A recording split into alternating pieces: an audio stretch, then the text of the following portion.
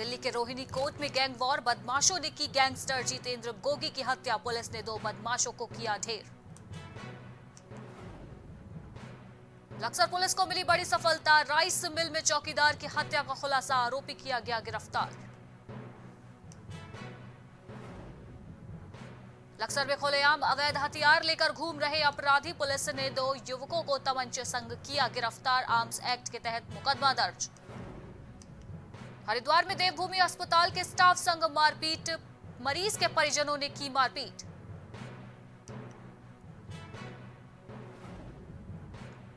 Haridwar police ने किया महिला की हत्या का खुलासा, 14 सितंबर को नाले में मिला था महिला का शव, महिला के हत्या के आरोप में 2 गिरफ्तार।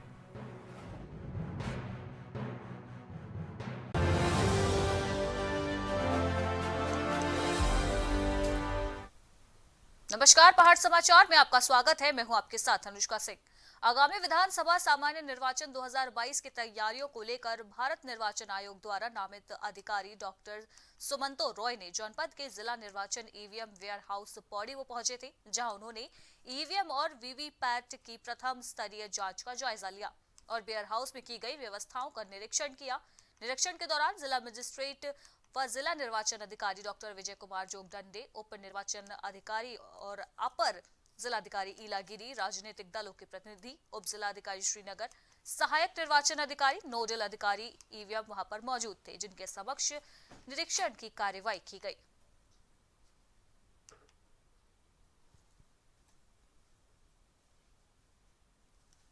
तो ईवीएम वेयर हाउस का आज निरीक्षण किया गया है। आपको बता दें कि निर्वाचन अधिकारी डॉक्टर सुमंतो रॉय का आज पौड़ी गढ़वाल में दौरा देखने को मिला, जहां ईवीएम वेयर हाउस का निरीक्षण किया गया है।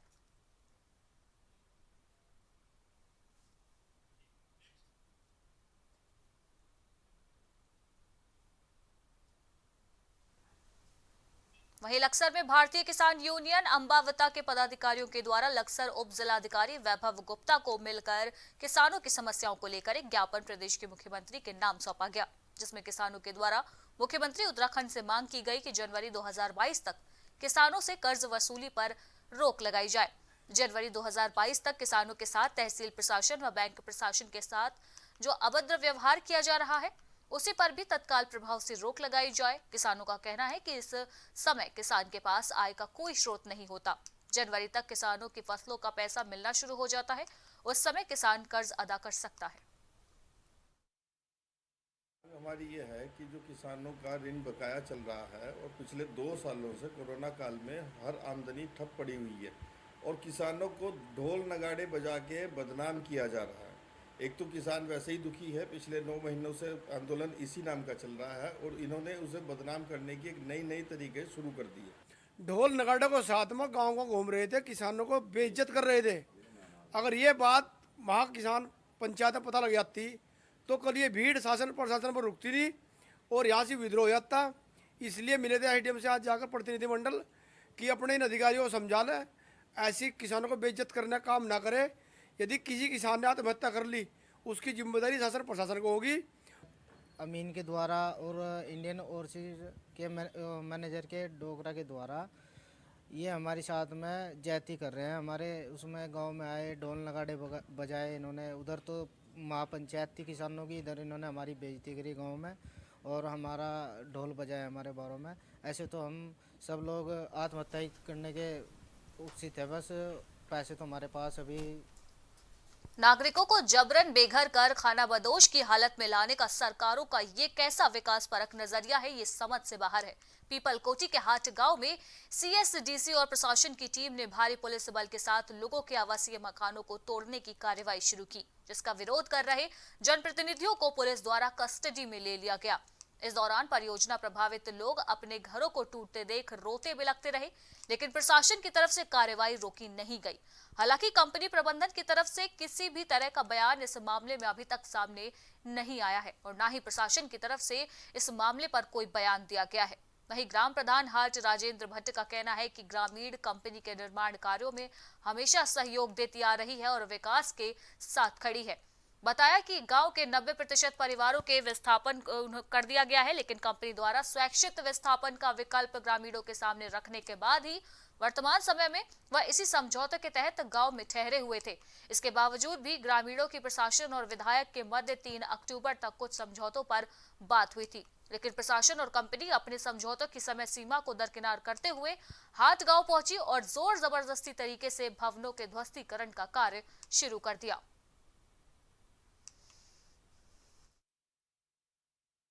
शासन प्रशासन आए, हमारे मकानों को ध्वस्त कर दिया गया। हमको बांध के चमोली उसमें थाने में ले गए। थाने से हमें बंद करा गया और हमारा मकान, सामान, सोना चांदी, पैसे सब पता नहीं कहाँ है, क्या है, हम नहीं जानते। मैं पुराने कपड़े से, फटे कपड़ों से यहाँ गोपेश्वर आई हूँ।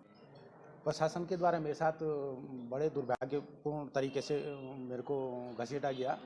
मेरी मिसेज को भी पाँव पकड़ के, हाथ पकड़ के ऐसे घसीटा गया पत्थरों में, और मेरे को भी, जबकि मेरी दादी की तिथि थी और मैं अपनी दादी की तिथि नहीं कर पाया। अंदर सारे प्रशासन के लोग और ये लेबर उन्होंने ऐसे भेजे जूते में, जो मैं नहीं कर पाया। रेलवे बोर्ड की यात्री सुरक्षा समिति और सुविधा समिति उत्तर प्रदेश की एक टीम निरीक्षण दौरे पर लाल कुआं रेलवे स्टेशन पहुंची, जहां टीम सदस्यों ने रेलवे स्टेशन का निरीक्षण कर यात्री सुविधाओं की जानकारी लेते हुए खाद्य स्टॉलों का निरीक्षण किया और विक्रेताओं के वैध लाइसेंस, दरों, खाद्य पदार्थों के बारे में विवरण लिया। साथ ही विश्राम कक्ष, यात्रियों के बैठने की सुविधा, पानी की सुविधा और शौचालय आदि की जानकारी भी ली गई। वहीं लाल कुआं स्टेशन पर मिली खामियों को दूर करने के लिए यात्री सुविधा समिति के माध्यम से रेलवे बोर्ड मीटिंग रखने की भी बात कही गई। वहीं टीम के सदस्यों ने सामान्य प्रतीक्षा कक्ष में यात्रियों से बातचीत की और उनके सुझावों पर अमल करने का भी आश्वासन दिया। उस जगह पे हम लोगों की प्रायोरिटी है जहाँ पे विकलांग लोगों के लिए भी समस्या है। और हम लोग मुरादाबाद से शुरू हुए थे। कल परसों हमने मुरादाबाद देखा, कल हम लोगों ने काशीपुर देखा है, उसके बाद हम लाल कुआं में आए हैं। और क्योंकि ये लाल कुआं एक प्रायोरिटी में इसलिए कि पहाड़ की आधी जनसंख्या हल्द्वानी से ज़्यादा रुद्रपुर और क्या कहते हैं अपना लाल कुआं से ही इधर से बैठ के जाती है। तो यहाँ की जो सुविधाएं हैं वो किस तरह से होनी चाहिए करके हम सारे टीम के लोग आए हैं। यह जो पैसेंजर अम्यूनिटीज़ कमेटी के अंडर जो हमारी गाइडलाइंस हैं उसके तहत हम लोगों ने देखा है, ये चीज़ें हमारी जानकारी में आई हैं। इसे हमने पॉइंट आउट किया है और कमेटी में हम इसे रखेंगे, रेलवे बोर्ड में हम इसे रखेंगे और इसका जल्दी ही इसका निवारण हो, ऐसा कोशिश करेंगे। वहीं बीती 14 सितंबर को थाना सिडकुल क्षेत्र में गंदे नाले में बोरे में मिला महिला के शव मामले में पुलिस ने खुलासा कर दिया है। आपको बता दें कि हरिद्वार पुलिस ने मामले में 2 अभियुक्तों को उत्तर प्रदेश के बदायूं से गिरफ्तार किया है। पुलिस ने बताया कि मृतक महिला सोनम अनैतिक कार्यों में लिप्त रहती थी और अनैतिक कार्य को लेकर 2 अभियुक्तों ने महिला को कमरे पर बुलाया था। पैसे के लेन देन को लेकर महिला और दोनों अभियुक्तों में झगड़ा हो गया, जिसके बाद दोनों अभियुक्तों ने महिला की गला दबाकर हत्या कर दी और शव को लावारिस हालत में छोड़कर फरार हो गए। दोनों आरोपियों की पहचान राहुल शर्मा और चुन्नीलाल निवासी बदायूं के रूप में की गई है और महिला सनम हरिद्वार के थाना बुगल्ला वाला क्षेत्र की रहने वाली बताई जा रही है। आपको बता दें कि 14 सितंबर को नाले में एक महिला का शव बरामद किया गया था, जिसके बाद से पुलिस लगातार मामले की जांच पड़ताल में जुटी हुई थी, जिसके बाद आज पुलिस को बड़ी सफलता हाथ लगी है। आपको बता दें कि हरिद्वार पुलिस ने बदायूं से 2 अभियुक्तों को इस पूरे मामले पर गिरफ्तार किया है।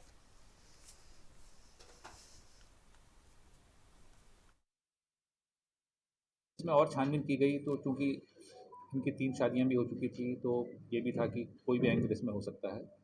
तो फाइनली काफ़ी दिनों के प्रयास, काफ़ी दिनों की मशक्क़त के बाद ये निकल कर आया कि ये थोड़ा अनैतिक कृत्यों में लिप्त रहती थी और ये 2 व्यक्ति जो इसके मुख्य अभियुक्त हैं, ये इसी कारण इनको अपने कमरे पे ले गए थे, जहाँ पैसे के लेन देन को लेकर इनके बीच में विवाद हुआ, जहाँ इन्होंने ये कहा कि मैं इनको एक्सपोज कर दूँगी और इसी बात को या डर को या अपनी बदनामी से बचने के लिए इन्होंने उसी कमरे में इसकी हत्या कर दी। और हरिद्वार के रानीपुर मोड़ स्थित देवभूमि अस्पताल में देर रात तो कुछ लोगों ने अस्पताल के डॉक्टर और स्टाफ के साथ जमकर मारपीट की। इतना ही नहीं, एम्बुलेंस चालक के साथ भी मारपीट करने का मामला सामने आया है। मारपीट की सारी घटना अस्पताल में लगे सीसीटीवी कैमरे में कैद हो गई। अस्पताल की सूचना पर पहुंची पुलिस ने मामले को शांत कराया। देवभूमि अस्पताल में मौजूद डॉक्टर सुनील कुमार ने जानकारी देते हुए बताया कि कुछ लोग बीते 1 दिन पहले एक मरीज को सीरियस हालत में लेकर अस्पताल पहुंचे थे। मरीज की हालत काफी ज्यादा गंभीर थी, जिसके बाद मरीज को एडमिट करने के लिए भी कहा गया, लेकिन मरीज के परिजनों ने मरीज को अस्पताल में भर्ती करने से साफ तौर पर इनकार करते हुए कहा कि आप बिना भर्ती करे ही मरीज का इलाज करें। जिसके बाद अस्पताल प्रशासन ने उस मरीज को हाई सेंटर रेफर किया, जिसके बाद परिजनों ने अस्पताल स्टाफ के साथ मारपीट करना शुरू कर दिया। तो हरिद्वार में देवभूमि अस्पताल में स्टाफ संग मारपीट करने का एक मामला सामने आया है। सीसीटीवी फुटेज इस पूरे मामले की हम आपको दिखा रहे हैं, जहां पर आप मरीज के परिजनों को अस्पताल स्टाफ के साथ मारपीट करते हुए देख सकते हैं।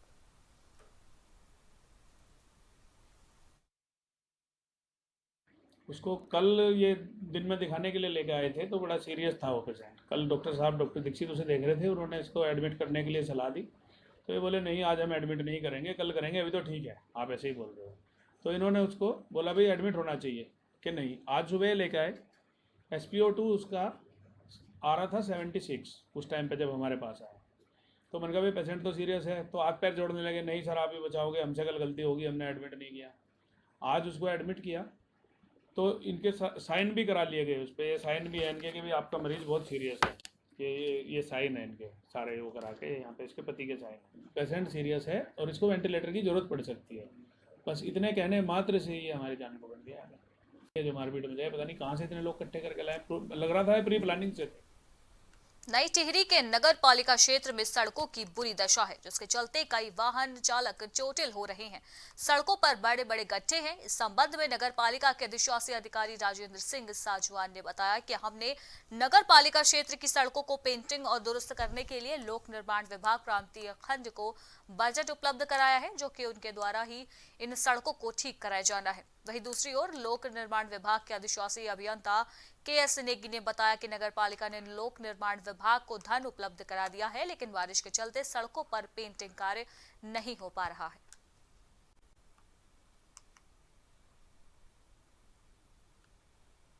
जो इंटरनल रोड्स हैं वो मेनली जो है नगर पालिका के जुरिडिक्शन में है। तो नगर पालिका ने कुछ पैसा हमें दिया था, उसमें 6-7 सड़कें हैं, तो उसमें हमने काफ़ी कुछ सड़कों को पिछले समर सीजन में कर दिया था। अब कुछ 2-3 सड़कें बची हुई हैं जिसमें अब हम तुरंत आंतरिक सड़कें हैं, उनके लिए लोगों की जन शिकायतें हमारे पास आई थी कि सड़कें खराब हो गई हैं, जिसके लिए जो पालिका ने बाकायदा बोर्ड में प्रस्ताव पारित करने के बाद निर्माण खंड PWD को पौराड़ी को जो है पैसा दिया है, और उनके द्वारा जो है नगर क्षेत्र में जो क्षतिग्रस्त सड़क हैं उनके द्वारा वहीं लक्सर में अपराधियों का अवैध हथियार साथ लेकर घूमने का सिलसिला जारी है। बीती रात लक्सर के सिमली में 2 युवकों को अवैध तमंचे के साथ खुलेआम सड़क पर घूमते हुए देखा गया है। युवक किसी बड़ी अप्रिय घटना को अंजाम देने की फिराक में थे। युवक के चेहरे के भाव देखकर आसपास के लोगों ने पूरे मामले की सूचना लक्सर कोतवाली को दी। पुलिस ने मौके पर पहुंचकर युवकों को हिरासत में ले लिया। जब उनकी तलाशी ली गई तो उनके पास से एक अवैध तमंचा और एक जिंदा कारतूस बरामद किया गया। युवकों से गहनता से पूछताछ की गई तो उन्होंने बताया कि लक्सर के रेलवे कॉलोनी में लोको कॉलोनी मोहल्ला निवासी ने बताया है कि फिलहाल पुलिस ने दोनों अभियुक्तों को आर्म्स एक्ट में मुकदमा दर्ज कर लिया है।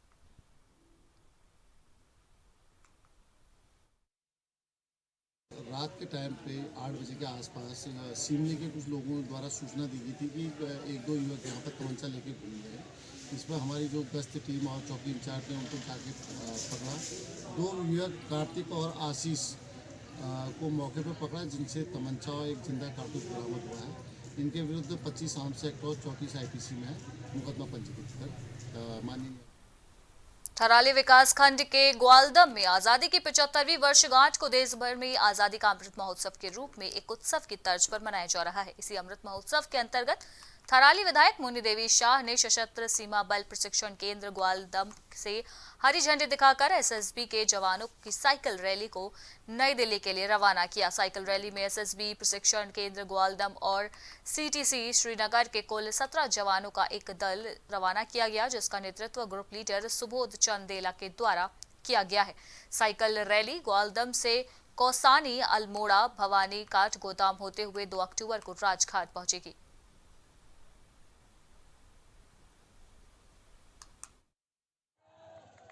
जैसे कि आप सभी जानते हैं कि आज़ादी का अमृत महोत्सव जो चल रहा है उसके उपलक्ष्य में सभी CAPF जो है उनको वो ऑर्गेनाइज कर रहे हैं। इसमें SSB की 10 साइकिल रैली है, जिसमें से एक हमारी साइकिल रैली जो ग्वालधाम से शुरू हुई है और राजघाट पे 2 तारीख को इसका समापन होगा।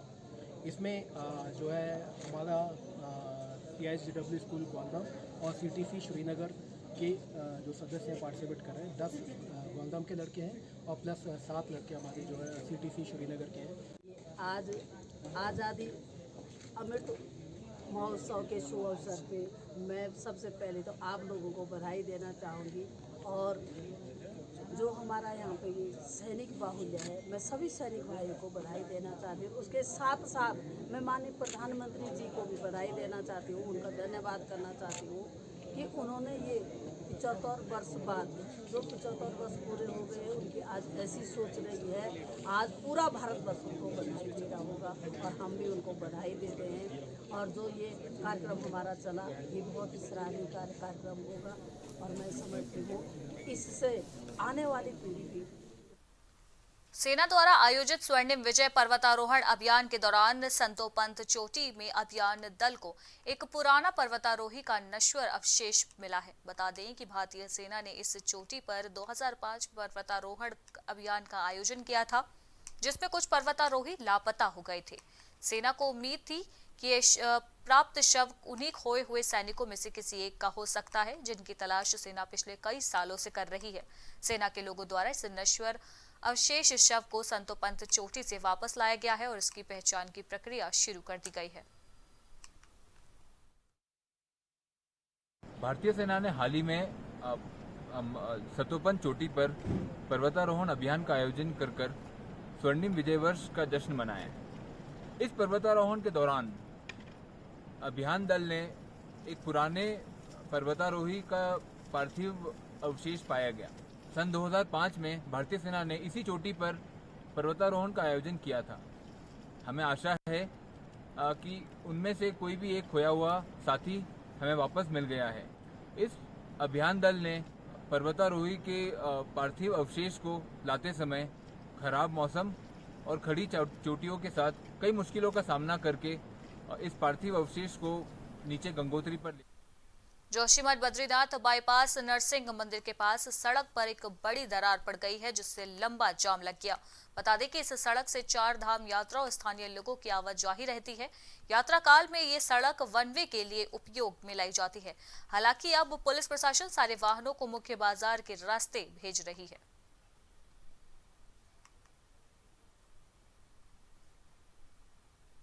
बहुजन समाज पार्टी के पूर्व विधायक मोहम्मद शहजाद ने लक्सर में एक प्रेस वार्ता आयोजित की, जहां पर प्रेस वार्ता आयोजित करते हुए उन्होंने कहा कि विधायक संजय गुप्ता राजनीति बिल्कुल नहीं करते, वे तो बिजनेस करते हैं। उन्होंने जनता से कोई सरोकार नहीं है।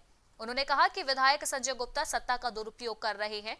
विधायक गुप्ता पर अवैध खनन के कारोबार में सम्मिलित होने का भी आरोप है और उन्होंने कहा कि अपना एक खनन का सिंडिकेट उन्होंने बना रखा है। पूर्व बसपा विधायक ने कहा कि संजय गुप्ता अवैध खनन का कारोबार के साथ साथ स्टोन क्रैशरों से भी अवैध वसूली किया करते हैं। एक परिवार का विकास पुत्र है और मैं समझता हूं कि संजय गुप्ता ने एक सिंडिकेट बना लिया खनन का। जो कुछ हमारे भी लोग हैं जिन आप अभी कह रहे थे, वो लोग भी इस ग्रुप में जुड़ गए हैं सिंडिकेट में, खनन में। मैं खनन का विरोधी नहीं हूँ, मैं खनन माफिया का विरोधी हूँ। अगर माफिया बनेगा तो फिर कत्लो गारत भी होगा, माफिया तो करेगा, उसे कौन झेल लेगा।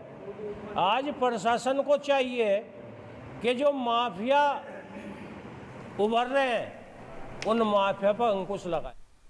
मुरादाबाद से जियारत करने आए जायरीन के साथ कुछ स्थानीय युवकों ने 2 गंग नहरों के बीच सड़क पर मारपीट की है। किसी ने मारपीट का वीडियो बनाकर सोशल मीडिया पर वायरल कर दिया, जिसमें कुछ युवक जियारीनों के साथ डंडों से मारपीट करते हुए नजर आ रहे हैं। जियारीनों ने भी पुलिस को तहरीर देकर आरोपियों के खिलाफ कार्रवाई की मांग की है। पुलिस ने तहरीर के आधार पर मामले को दर्ज कर लिया है और जांच शुरू कर दी है। आदमी कुछ कर गुजरने की ठान ले तो सब कुछ मुमकिन है। ऐसे ही एक व्यक्ति हैं त्रिलोक सिंह बिष्ट, जो वर्तमान में वन महकमे में बतौर डिप्टी रेंजर के पद पर कार्यरत है, जो विश्व प्रसिद्ध धार्मिक और पर्यटक क्षेत्र रूपकुंड और देवनी बुग्यालों में हो रहे भूस्खलन क्षेत्रों में काम कर रहे हैं। इन्होंने भूस्खलन रोकने के लिए जो प्रयास किए वो रंग लाए हैं। इस साल कोई भी भूस्खलन की घटना यहां पर नहीं हुई है। बता दें कि डिप्टी रेंजर त्रिलोक सिंह बिष्ट ने रूपकुंड और देवनी बुग्याल में भूस्खलन क्षेत्रों को चिन्हित करके 2017 में उन जगहों पर भूस्खलन रोकने के लिए जूट की रस्सी के साथ साथ वहां पर कुटकी, जटामांसी सहित अन्य औषधि पादप लगाए, जिसकी परिणति ये होती है कि विगत 4 सालों से उन जगहों पर कोई भी भूस्खलन नहीं हुआ है। सर, हमारे विभाग में हमारे NN पांडे साहब हैं, कंजर्वेटर साहब हैं इसमें, तो उन्होंने हमको एक मीटिंग में ये कहा था कि उत्तरकाशी में कुछ ऐसा हो रहा है, तो उसी के उससे हमने यहाँ पे ये अपने व्यक्तिगत प्रयास से उनके कहने पे हमने यहाँ पर ये इरोजन को रोकने के लिए ये पूरा मामचा डेंथोनिया इसका बॉटनिकल नाम है और पिक्रोराजा कुरुआ जो बहुमूल्य जड़ी बूटी है, कुटकी जिसका नाम है, वो हमने इसमें रोपित किया जूट मैट लगा करके। तो उससे आज जो है ये आपके सामने पूरा एरिया पूरा जो है ये अच्छा हो गया, डेवलप हो गया है और यहाँ पर इरोजन रुक गया। जैसा मैंने देखा यहाँ पर डिप्टी रेंजर श्री त्रिलोक सिंह बिष्ट जी द्वारा काफ़ी अच्छा काम किया गया है भूस्खलन को रोकने के लिए। जूट लगाने के बाद उसके साथ साथ वहाँ पर कुछ जड़ी बूटियाँ भी रोपित की गई हैं। इससे बुग्यालों को फ़ायदा पहुँचा है। जो भूस्खलन हो रहा था उस पर काफ़ी हद तक लगाम लग चुकी है। इसी प्रकार का कार्यक्रम आगे भी अन्य बुग्यालों में भी होना चाहिए। जैसा हम देख रहे हैं बेदनी बुग्याल में आज से पहले भी यहाँ पर जब तक रोक नहीं लगी थी बुग्यालों में स्टे में और मानव हस्तक्षेप बहुत ज़्यादा था, तो काफ़ी मात्रा में सॉइल इरेक्शन होता था, यहाँ पे भूस्खलन होता था। ऊपरी परत जो बुग्यालों की है वो कट जाती थी। पिछले 2-3 सालों से जब रोक लगी है उसके बाद से काफ़ी हद तक बुग्याल बेरीनाग, खितौली, रीठा, रौतली खस्ता हाल मोटर मार्ग को लेकर ग्रामीणों ने एसडीएम सुंदर सिंह को ज्ञापन सौंपा और बताया कि 2 वर्षों पूर्व PMGSY के द्वारा इस मार्ग का डामरीकरण किया गया था। मार्ग में अधिकांश डामरीकरण उखड़ चुका है। सड़क पूरी तरह से गड्ढों में तब्दील हो चुकी है। यदि समय रहते सड़क को ठीक नहीं किया गया तो कोई भी बड़ा हादसा हो सकता है। एसडीएम ने बताया कि इसकी जांच की कार्यवाही की जा रही है। तो मोटर मार्ग में जो बड़े बड़े गड्ढे हो गए हैं, गाड़ी पलटने का खतरा हो रहा है और मुख्य मार्ग से होते हुए तहसील तक जहां अनेकों विद्यालय आते हैं, जो बच्चे इधर से जाते हैं तो गाड़ियों की दिक्कतें उसमें सामना करना पड़ता है। बड़े बड़े गड्ढे हुए हैं। विभाग को कितनी बार लिखित रूप में देने के बाद दूरभाष से सूचना देने के उपरांत भी विभाग द्वारा कोई भी कार्रवाई अमल में नहीं लाई जा रही है। ग्रामीण आए थे मेरे पास, इनके द्वारा एक बेरीनाग, खितौली, रीठा जो मोटर मार्ग है जिसका डामरीकरण उखड़ गया, तो इसके बारे में इनकी शिकायत की गई कि इसमें क्षतिग्रस्त है ये मार्ग जगह जगह और कभी भी कोई एक्सीडेंट हो सकता है। तो मेरे द्वारा जो संबंधित विभाग है उनके लिए जो है। लक्सर में बीते 18 सितंबर को श्री सीमेंट के पास एक राइस मिल में एक चौकीदार का सड़ा गला शव बरामद किया गया था। शव मिलने से क्षेत्र में हड़कंप मच गया। लक्सर पुलिस लगातार हत्या आरोपियों को गिरफ्तार करने की कोशिश कर रही थी, जिसे लेकर लक्सर पुलिस ने अपना जाल बिछाया हुआ था। आखिरकार पुलिस को अब बड़ी कामयाबी मिली है और हत्या आरोपियों को गिरफ्तार कर लिया गया है। लक्सर कोतवाली पहुंचे वरिष्ठ पुलिस अधीक्षक योगेंद्र रावत ने मामले का खुलासा करते हुए बताया कि हत्या आरोपियों के पास से हत्या कर चोरी व लूट का सामान भी बरामद किया गया है और हत्या आरोपियों को फिलहाल गिरफ्तार कर लिया गया है। इनमें से एक अभियुक्त ऐसा था जो चौकीदार को पहले से जानता था, वहीं पर काम भी करता था। इसको निकाले जाने के कारण ये क्षुब्ध था और लूट के इरादे से इसकी हत्या की गई। ये तीनों लोग मित्रवत अंदर घुसे, फ्रेंडली लोग इस तरह से घुसे, खाना इन्होंने साथ खाया और बाद में अवसर देखकर इसकी हत्या कर दी। इस घटना में जो भी सामान लूटा गया था, ये सारे के सारा सामान लगभग बरामद हो गया है और इस घटना के खुलासे के लिए मेरे द्वारा 2000 और DIG रेंज मैडम उनके द्वारा 5000। और इसी के साथ पहाड़ समाचार में फिलहाल इतना ही। देश दुनिया की बाकी की तमाम खबरों के लिए आप बने रहिए प्राइम टीवी के साथ। नमस्कार।